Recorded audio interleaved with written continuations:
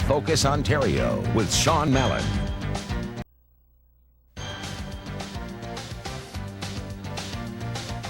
On this next segment, we're talking about organ donations with my guest, George Marcello. Thanks for being with me, Thank you for having George. But before we begin, I want to show you the story I filed on the proposal you have to improve donation rates. Let's have a look at that.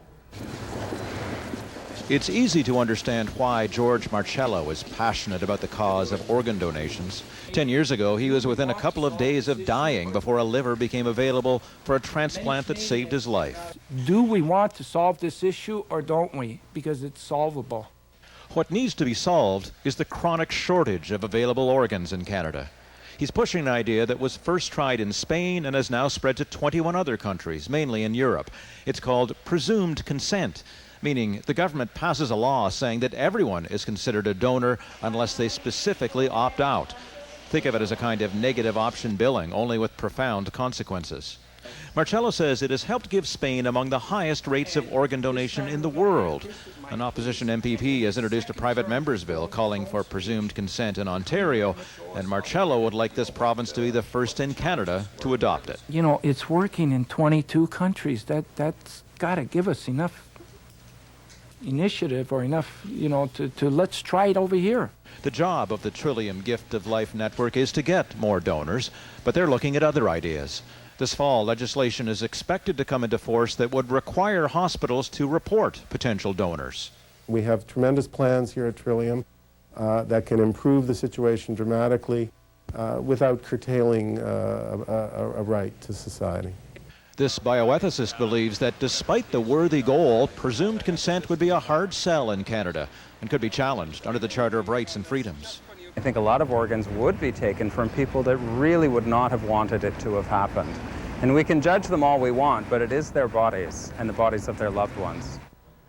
Okay, so that sets up the issue for you, George. And since the time I filed that report, as you well know, both Trillium and the Premier himself have said that presumed consent is not coming to Ontario. What do you think about that? Well, first of all, we weren't happy with the decision, and right after the decision was made, we sent out our own press release challenging both the decision that the Trillium made and the statement that the Premier made saying that Ontarians wouldn't go for this. Well, I think as you saw with the bioethicist there, a lot of people are concerned about Charter of Rights issues. What's your response to that? Well, I would encourage the gentleman to look at our present system and see how that affects our Charter of Rights, because you and I, even though we want to donate our organs right now, our family members have the right to veto it. So where does that fall in the Charter of Rights? And also, if we balance this out in our present system, because so many family members have vetoed the decision because they're asked at a very difficult time, we're losing a lot of organs and lives are getting lost. If we had the other way around, it would balance out that more lives would be saved. So the person that wasn't able to get their name off the presumed consent list, what would happen is a life would get saved. So let's really balance that out and then really look at the priorities.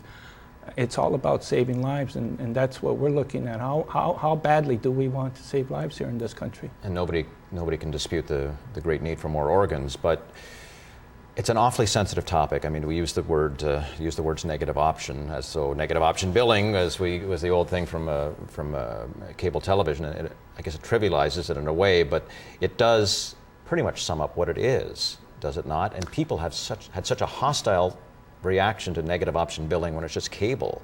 Mm-hmm. But if it's negative option to give your organ after dying, don't you think people would object?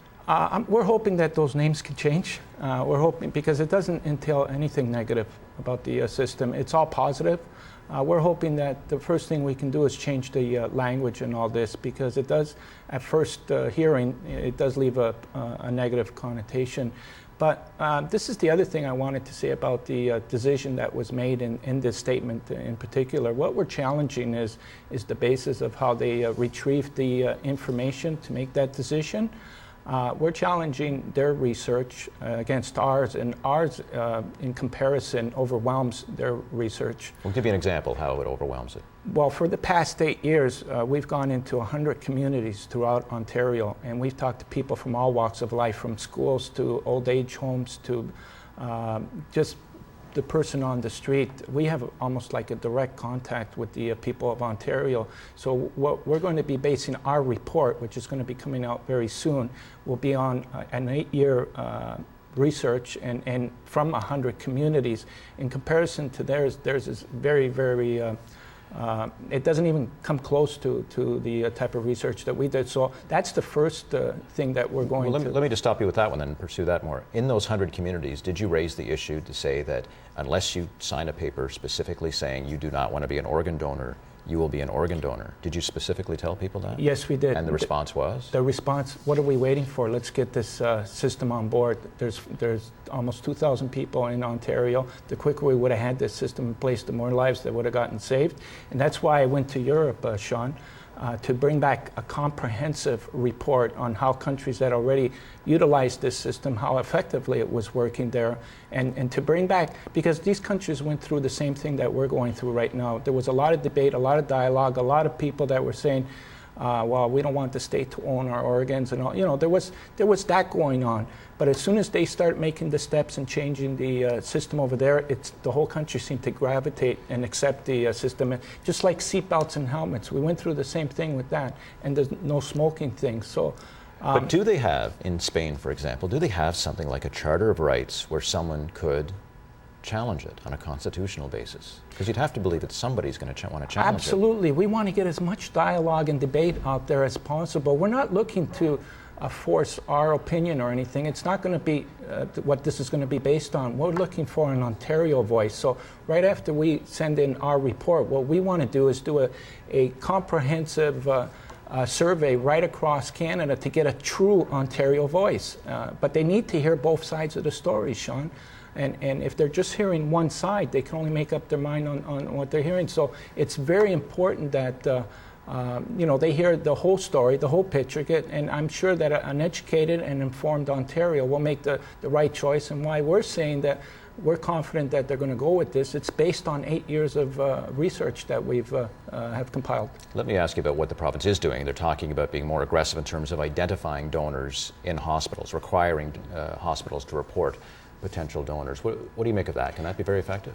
We supported that, but what we're saying, that's no giant leap. That's only a baby step. Why just stop there? Like, let's maximize the potential. Let's do everything possible.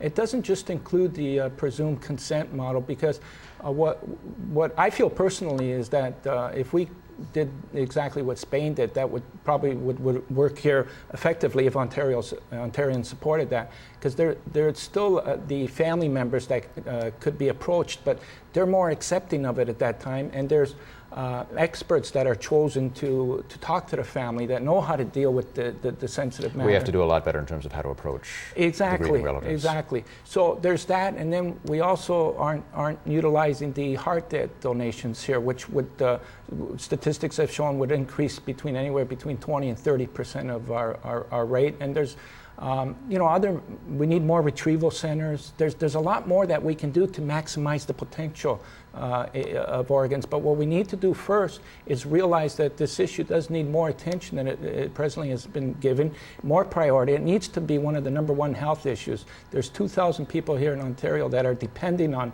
our government, on us to do the right thing. There's countries that have developed perfect system. Spain had recently shown a 92% success rate for people that are on the waiting list in getting their organs, and they're shooting for 100, Sean. Why can't we do the same here? Okay, just a couple seconds left. Just a quick answer. I know you wanted to get a chance to talk to the Premier directly about this debate on this. Any response on that yet? No, I haven't gotten any response. Okay. Premier McGuinty, this would be good for you, good for us, good for Ontarians. Let's hear what Ontarians really think about this. Let's have this debate. Okay, thanks very much, George Michel. Appreciate you coming in. Fascinating topic. Thank you, sir. Okay, and still ahead, our play of the week. Stay with us.